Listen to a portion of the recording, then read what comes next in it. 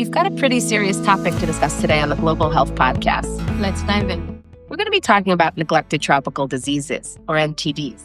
What can you tell us about them? Well, they tend to affect the most vulnerable and impoverished populations, and they've got some nasty symptoms. Sadly, NTDs cause malnutrition, anemia, developmental delays, even blindness, and that's just to name a few. And over 1.5 billion people are affected annually. Tragic. But there is hope.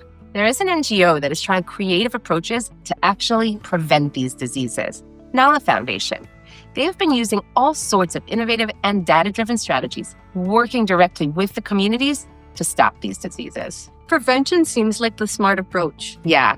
One of the most important NTDs that can actually be prevented is schistosomiasis.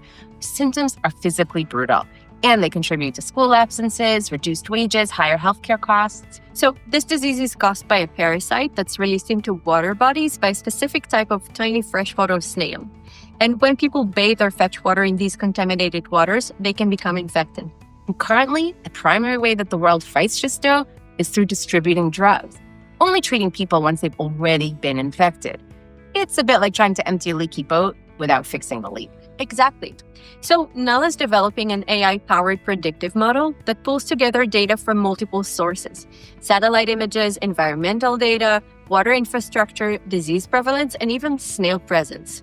All of this will help NALA map with precision where schistotransmission is happening now and where it's likely to flare up in the future. So instead of treating infections reactively, NALA could actually target resources and interventions exactly where they're needed. Right now, governments and NGOs are often working blind.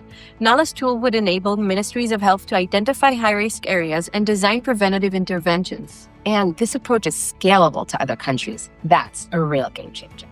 But to make this a reality, NALA needs partners. They need people who understand how transformative this tool could be and experts to build it. NALA already has the field experience, the local networks, and the data. Now they need the technological push to bring it all together. Well, here at the Global Health Podcast, we hope that NALA is successful in their important work.